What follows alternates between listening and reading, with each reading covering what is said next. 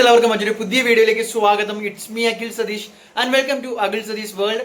ഏറ്റവും പുതിയ വാർത്തകൾക്കും അപ്ഡേറ്റുകൾക്കും അതുപോലെ തന്നെ വിദ്യാഭ്യാസ അറിയിപ്പുകൾക്കും ഒക്കെ ആയിട്ട് നിങ്ങൾ ആദ്യമായിട്ടാണ് കാണുന്നതെങ്കിൽ ഞാൻ ഒരിക്കൽ കൂടി ഓർമ്മിപ്പിക്കുകയാണ്, സബ്സ്ക്രൈബ് ചെയ്ത് ബെൽ ബട്ടൺ കൂടി അമർത്തി കഴിഞ്ഞാൽ ഏറ്റവും പുതിയ വീഡിയോകളുടെ നോട്ടിഫിക്കേഷൻ നിങ്ങളുടെ മൊബൈലുകളിലേക്ക് ലഭിക്കും. കാരണം അടുത്ത 2-3 ദിവസവും കൂടി കേരളത്തിൽ കാലവർഷം കനക്കും, അതിശക്തമായ മഴ എന്ന മുന്നറിയിപ്പ് കേന്ദ്ര കാലാവസ്ഥ നിരീക്ഷണ കേന്ദ്രം തന്നെ ഇപ്പോൾ പ്രഖ്യാപിച്ചിരിക്കുന്ന ഈ ഒരു സാഹചര്യത്തിൽ നിങ്ങൾക്ക് തന്നെ അറിയാം, നമ്മുടെ ഈ തെക്കൻ ജില്ലകളിൽ വരെ, വടക്കൻ ജില്ലകളിൽ അതിശക്തമായ മഴ തുടരുമ്പോൾ തെക്കൻ ജില്ലകളിൽ, അതായത് ചെറിയ അലർട്ടുള്ള ജില്ലകളിൽ തിരുവനന്തപുരം ഉൾപ്പെടെ നല്ല മഴ പെയ്യുന്ന ഒരു സാഹചര്യമുണ്ട്. അതുകൊണ്ട് തന്നെ നാളെയും വിദ്യാഭ്യാസ മേഖലയെ മഴ ബാധിക്കുമോ എന്ന് വിദ്യാർത്ഥികൾ അറിയാൻ കാത്തിരിക്കുകയാണ്. ഇപ്പോൾ മഴ മുന്നറിയിപ്പുകളാണ് നിങ്ങളുടെ മുന്നിലേക്ക് എത്തിക്കുന്നത്.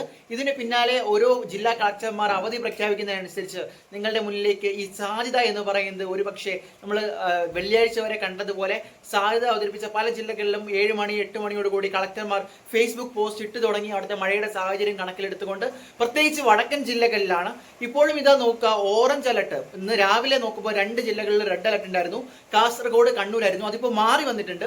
9 ജില്ലകളിലെ ഓറഞ്ച് അലർട്ടാണ്. കൃത്യമായിട്ട് പറഞ്ഞാൽ എറണാകുളം മുതൽ നമ്മുടെ ഓർഡറിന് പോകുമ്പോൾ എറണാകുളം മുതൽ കാസർഗോഡ് വരെ ഇപ്പോൾ ഓറഞ്ച് അലർട്ടാണ്. അത് കൂടാതെ 3 ജില്ലകൾക്ക് യെല്ലോ അലർട്ടും ഉണ്ട്. അപ്പോൾ ഈ ഓറഞ്ച് അലർട്ടുള്ള ഈ മേഖലകളിൽ, പ്രത്യേകിച്ച് മലയോര മേഖലകളിൽ വയനാട് ഇടുക്കിയൊക്കെ വരുമ്പോൾ തന്നെ സാഹചര്യം കണക്കിലെടുത്താണ് അവസാന തീരുമാനം വരുന്നതെങ്കിലും ഈ ഓറഞ്ച് അലർട്ട് എന്തായാലും അവധിയുടെ സാധ്യത കൂട്ടുകയാണ്. അതുപോലെ തന്നെ നിങ്ങളുടെ ജില്ലയും അവിടുത്തെ മഴയുടെ സാഹചര്യവും കമന്റ് ചെയ്യുക.